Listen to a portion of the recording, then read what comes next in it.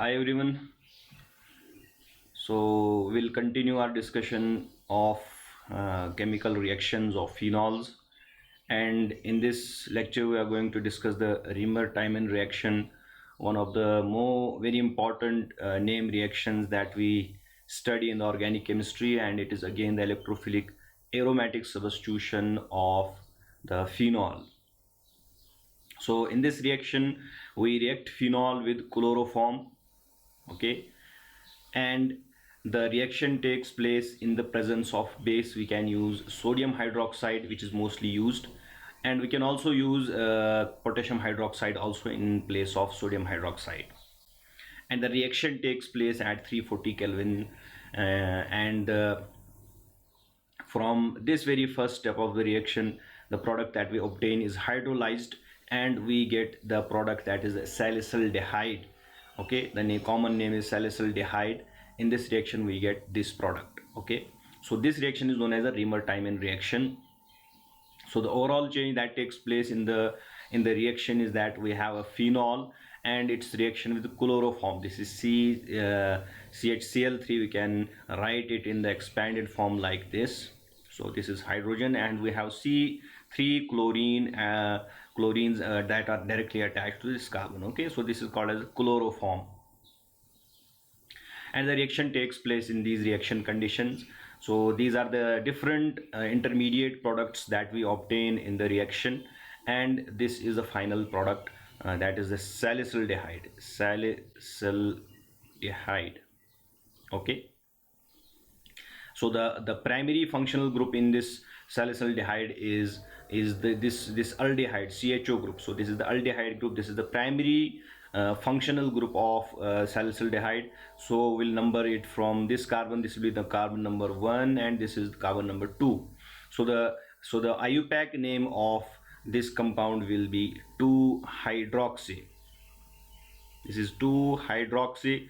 That is the hydroxyl group is present at the carbon number 2, so it is 2-hydroxy, and the rest part of this compound is this is benzene attached to this is benzene, and to this benzene we have an aldehyde group attached, so this is the benzaldehyde. So we'll name it as 2-hydroxy benzaldehyde. So this will be this is the IUPAC name of this compound. So these are the intermediate products that we obtain in this reaction. Okay, so in the first step we are generating the electrophile that will look in the mechanism. So in this reaction we are getting this intermediate in which the chloroform is attached to this molecule, is attached to this carbon. Okay, and we have this particular intermediate, and on the subsequent reaction with, again it will be actually sodium hydroxide, 2 molecules of sodium hydroxide, we get this intermediate, and finally we have the acidic workup, we have the protonation that gives us the salicylaldehyde. So this is the general reaction, and if we try to write this reaction in the short form, then we have this phenol is converted to the salicylaldehyde, and we have sodium hydroxide, and we are using sodium hydroxide, and we have also a temperature in action, and second step is the protonation. Okay, so this is the overall reaction, that is we are changing obviously this phenol reacts with the chloroform, and we have this change. So now looking at the reaction mechanism, so what happens in the first step is actually the generation of the electrophile. If we look in the first step, what actually happens, this is actually the first step, that is the generation of the electrophile.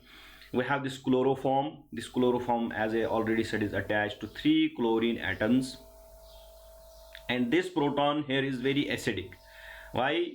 The reason is that these chlorines, as we know, these are more electronegative than carbon. Okay, they have more electronegativity, so they will try to drag the electrons towards themselves. Okay, so I have 3 chlorines are dragging electrons from this carbon, so making this carbon hydrogen bond weak, and this bond can easily break. Okay, so the proton leaves, and gives its electrons to the carbon, and we get this negatively charged species. Now carbon is having negative charge, and total it has a lot of electron density in this molecule. It's having total of 1 2 3 4 5 6 7 8 electrons it's having, in which 2 are not bonded. These are the free electrons. So the negative charge cannot be bared by this cannot tolerate this negative charge on itself. So what happens, one of the chlorines leave, taking the electrons, both of the electrons. As a result, we get the NaCl. This sodium and this chlorine form the sodium chloride that comes out in this reaction, and we are getting this species as the electrophile. Okay, this is carbene. When carbon has has a lone pair of electrons, it is known as the carbene. So it is carbene. And which type of carbene it is? It's dichloro. We have 2 chloro, so it is dichlorocarbene. This is the reaction intermediate, very unstable reaction intermediate, and in this reaction this dichlorocarbene acts as the electrophile. If you look at this molecule, this is neither having the negative charge, neither it has a negative charge, nor it has the positive charge. Okay, this generally we see that on electrophiles we have the positive charge, but this doesn't have any positive charge or negative charge. But what actually this is a neutral species. Okay, so the dichlorocarbene is neutral in nature. It has no charge, but the carbon in this case is electron deficient. Okay, we know that in this case, as we have 1 2 3 4 5 and 6 electrons only with this carbon, this carbene. So it's deficient of electrons. We have 6, it needs 2 more electrons, so it is the electron deficient species. And actually we know that the electron deficient species act as the electrophiles. So in this reaction, Reamer-Tiemann reaction, we have dichlorocarbene is the electrophile. So this is the electrophile in this reaction. Okay, and what happens, there is, in the first step of the reaction we get this carbene, and in the second step what actually happens, this is actually the second step. Okay, we have to should arrange it. So this will be the first step, this is the second step. The phenol is converted. This is phenol. When we react it with the sodium hydroxide, there is oxygen, has a lone pair of electrons. It will deprotonate it, and this will leave as water in this reaction, and we'll be getting the phenoxide ion. So now the reaction will proceed between this phenoxide ion and the carbene. So let's see what's happening in the further steps. So there is an increased electron density in this phenoxide, as we have already discussed. This is phenoxide. In this phenoxide there is increased density of electrons on this carbon. Okay, we have already discussed that the resonance is responsible for it. Okay, secondly, when this carbon attains the negative charge, it is more unstable than oxygen. When oxygen, the carbon having the negative charge is more nucleophilic in nature than the oxygen having the negative charge. Carbon has less ability to hold this negative charge in comparison to the oxygen. Okay, so there is increased electron density due to the resonance structures, as we already discussed in previous reaction. So there will be a reaction between this dichlorocarbene and this carbon, so it will get attached to this carbon. Okay, and as a result, this pair of electrons comes, when this pair of electrons come in resonance with the ring, so this increases the electron density more at this carbon, and we get this intermediate product. Okay. So as we see in this ring, we have lost the aromaticity of the reaction of the ring.